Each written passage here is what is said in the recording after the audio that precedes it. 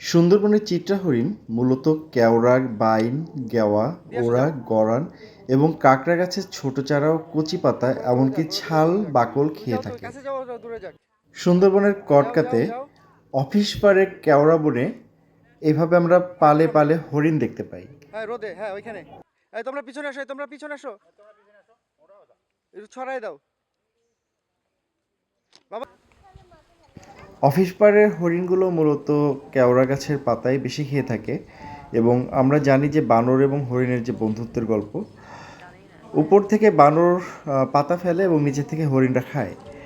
আর এখানে আমরা যেটা করেছিলাম যে কিছু পাতা দেখেছিলাম পড়ে আছে নিচে, হয়তোবা কোনো কেউ টুরিস্টরা দিয়েছিল, সেখান থেকে আমরা কিছু পাতা এনে ছড়িয়ে দিই এবং সেই পাতা খাওয়ার জন্য খুব কাছে চলে আসে চিত্রা হরিণগুলো। চিত্রা হরিণের প্রজননের জন্য নির্দিষ্ট কোনো সময় নেই। বর্ষার পূর্বে যখন সবুজ ঘাসের সমারোহ ঘটে এবং গাছের চারা ও লতা পাতায় বন ছেয়ে যায়, তখনই বাচ্চা প্রসবের উৎকৃষ্ট সময়। চিত্রা হরিণের দেহ লালচে বাদামি লোমযুক্ত চামড়া দ্বারা আবৃত, যাতে সাদা সাদা ফোঁটা দেখা যায়।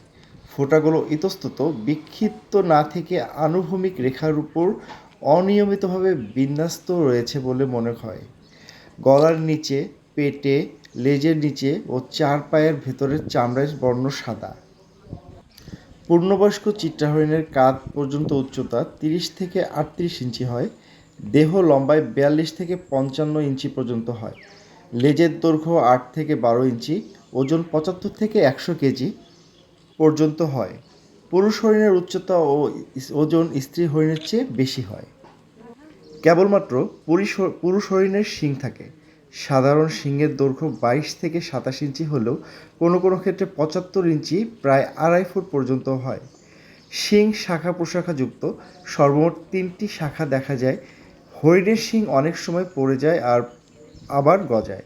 শিং গজানো এবং শিং পড়ে যাবার সময়সীমা এক অঞ্চলে এক এক রকম। বয়স এবং খাদ্যের উপরও শিং বেশি দিন থাকা বা না পড়ে যাওয়া বা লম্বা হওয়া নির্ভর করে। পুরুষ হরিণের ঘাড় সরু ও বুক তুলনামূলক স্ফীত থাকে। পুরুষ হরিণের মুখে গাঢ় চিহ্ন থাকে যা দ্বারা এদের বয়সও নির্ধারণ করা হয়। ঘাস, গুল্ম আর গাছের পাতা চিত্রা হরিণের প্রধান খাদ্য। গাছের বাকল ও মূলও এরা খায়। বানর অনেক সময় গাছের ডালপালা ও ফল নিচে ফেলে আর এরা তা খায়।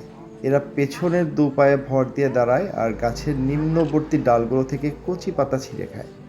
পুরুষ হরিণের ক্ষেত্রে অভ্যাসটা বেশি দেখা যায়। অনেক সময় এরা এদের পড়ে যাওয়া শিংও খায়।